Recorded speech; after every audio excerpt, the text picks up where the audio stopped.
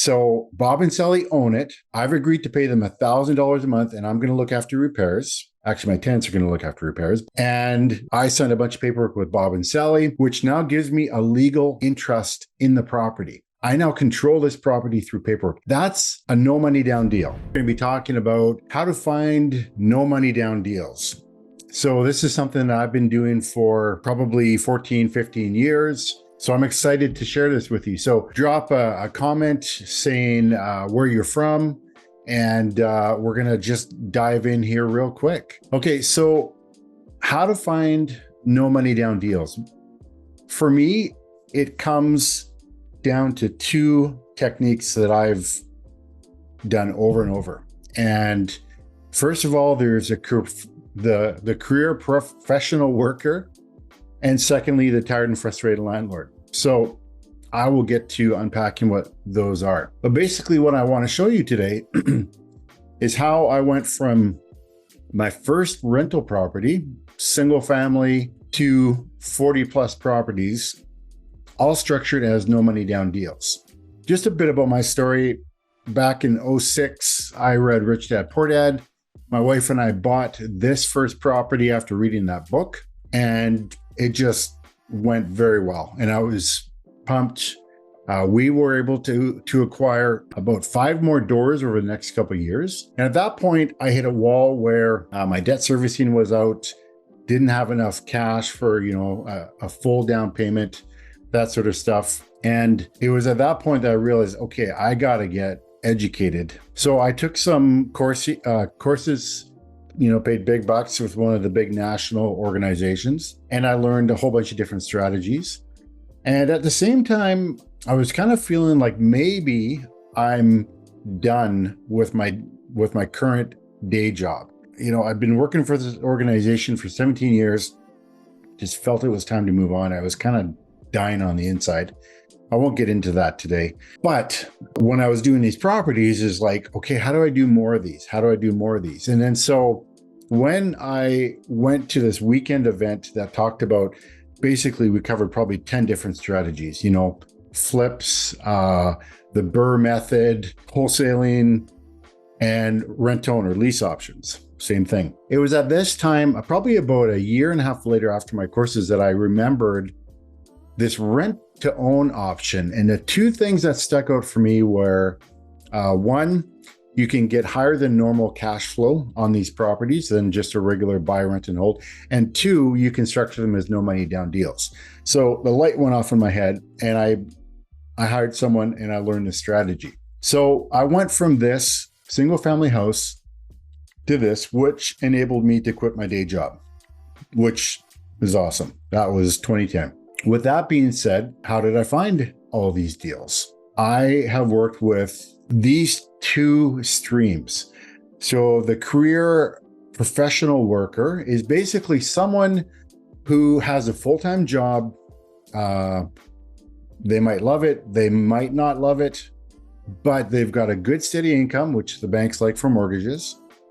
They've got the capacity to get more mortgages, and they've got some money to put down. And so that's the career worker professional. So that can be anybody really. Could be a Starbucks manager who's been there for years. They've saved up a bunch of money and they want to invest in real estate, and they don't want to deal with tenants and toilets, right? So this is a plug and play for them. We put a deal together, and which I'll show you. And then they kind of forget about it other than the money coming into their account each month. So, or it can be, an accountant or a lawyer or a senior executive or another business owner who's focused on their business but want to invest in real estate. Those are all different type of people that I've worked with in putting these deals together.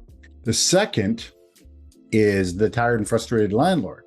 So basically that is someone who already owns a property and they're having troubles with it.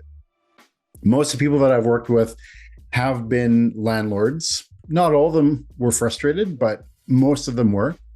And they're looking just to unload the property. Maybe they can't sell it. Maybe they want to keep it for a bit, but they don't want to deal with tenants, that sort of stuff. Or it can be someone who's acquired a property, through an inheritance, or their own property that they just can't sell, and you structure a deal with them. So let me talk about the career professional worker. So this was my first rent-to-own deal that I put down, and I did it with a working professional. Basically, I can't even remember what they both did, but they had the capacity for getting more mortgages. They owned their house. And how I came across this person was they saw what I was doing with real estate investing. And, because like working at my day job, I come back to the office on Monday and, coffee at 10 o'clock, you sit around, you chat, what'd you do this weekend? And, all my spare time was spent on hunting for properties or doing my own rehab on a property that I just picked up. And so I was excited about it. I talked about it and, kind of perked the attention of some people. So finally they came to me and said, hey, we're really interested in what you're doing with your real estate investing. Is there a way that we can invest with you? And I had no idea how to structure that, but I said, sure. I don't really know how to do it, but let's figure it out together. So long story short, I found this property and I presented it. I did all my due diligence on the property, in terms of what it's worth and what we could buy it for and understand the market in terms of what it could be rented out for, all that stuff. So I presented this to these investors, and this was not the first pro forma that I gave them. I will have given them, probably 6 deals that I thought were worthy and presented it to them. And so anyways, they liked this deal. The numbers worked. And we're not going to dive into the numbers today. We'll save that for another session, but the numbers work. So basically what had happened was, let's just call my investors Bob and Sally. So Bob and Sally qualified with a bank to purchase this property. And so they put down their down payment. They qualified for the mortgage. And at the same time, while they're doing that, I'm finding a rent-to-own client to put in the property. Now, it doesn't have to be a rent-to-own client. It could be just a regular tenant. But what's key on this is that, Bob and Sally have got expenses. Let's just say it's $1,000 a month. I know that's low, but just basic round numbers. But I know I can rent this property out for, $1,500 a month. And for Bob and Sally, they're happy with $1,000 a month because the pro forma I gave them showed that I'm going to pay them $1,000 a month. And in the future, I'm going to, they're going to sell it for an increased price. And their rate of return on that deal was projected at about 15% each year, right? So they ended up having it for 5 years, and it worked out to be closer to 20% a year for them when the deal was finally done. So they now own the property, but I now control it through paperwork. So I've got a series of contracts that I use. And so right there, that captures this no money down deal. So Bob and Sally own it. I've agreed to pay them $1,000 a month, and I'm going to look after repairs. Actually, my tenants are going to look after repairs, but I tell Bob and Sally I'm going to look after the repairs. And I signed a bunch of paperwork with Bob and Sally, which now gives me a legal interest in the property. I now control this property through paperwork. That's a no money down deal. I gave them a check for $100 to make the contracts legally binding, but I now control this deal. So I hope that makes sense. That is a pure no money down deal. Now you say, well, you put in $100. I consider that a no money down deal. Up to $1,000, I would consider it a no money down deal. Once you get higher than that. But when you look at this picture here, what I got here? 1, 2, 3, 4, 5, 6, 7, 8, 9, 10, 11, 12, 13, 14, 15, 16. So each of these properties, I did the same paperwork that I did on this property with $100 down. So that means that I control these 16 properties. It says 40 plus. I don't have all the pictures, but these 16 I control all with paperwork and $100 down. So I spent $1,600 putting these deals together, and they were all positive cash flow. So that is a no money down deal. So on this house, I did do a rent own exit strategy, which worked wonderfully. I did have some bumps in the road, but I was able to keep it on track. And in the end, my investors, they basically got a total of about 97% of return on the money that they put into the deal as their down payment. Now, I won't tell the rent own story. That's a different story, but that is my first no money down deal. So let me talk about my second no money down deal. I don't have a lot of pictures on this, but this is where I had a tired and frustrated landlord. So the owners of this house had owned the house for probably 3 years, and they had a string of not great tenants, not paying rent, not taking good care of the property. I wish I could show you more pictures. Basically, this is a step back in time. When we got the property, it needed a full clean. This is what it looked like. So 1970s. And so the owners of this property were like, they were frustrated. They tried to sell the property. They couldn't sell it for the price that they needed. They were just at their wits' end. So I find out about this through a friend, and I get connected with the owner, right? So remember, this is what I call TFL, tired and frustrated landlord. And I sit down with them and I find out, well, what's going on? So tell me about the property. You know, the more you know about the property and the more you let the TFL talk, the more you're going to hear what their pain points are. Now, they might describe them directly and just saying, I'm tired of dealing with tenants. Okay, that's a pain point. Or it's been vacant for 3 months. I'm bleeding each month because I've got the bills to pay. Okay, that's another pain point.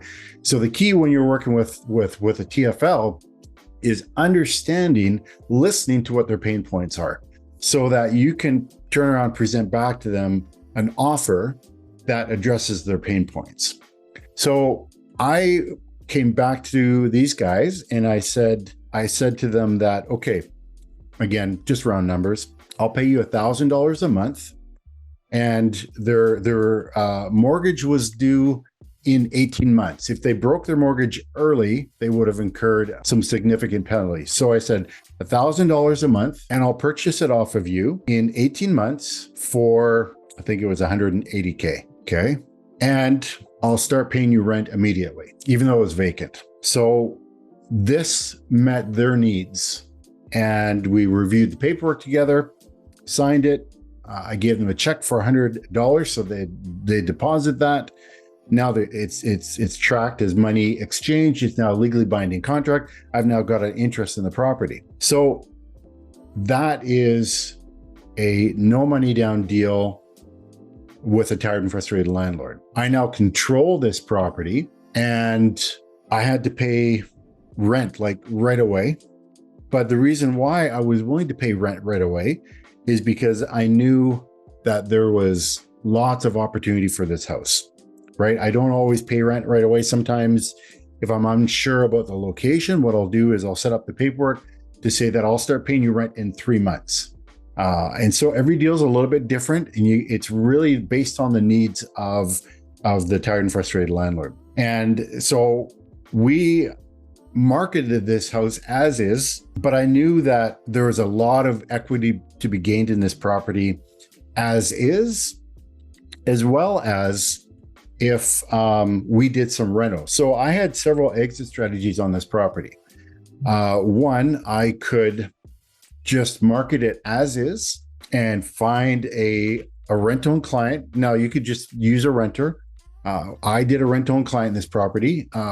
We had several other properties that we were doing rentals on, so I didn't really have the capacity to do the rentals on this right away. So we just advertise it as is. And part of the advertising talked about, built-in equity, right? Showing that their purchase price, these tenants' purchase price in 18 months was going to be, like 220, right? So there's a spread there of $40,000 from the owner. But that house fixed up, if they do their own renos, depending on the renos, it could go upwards of anywhere from 250 to 280. And found that out by pulling comparable market, pulling comps on like homes in the same neighborhood.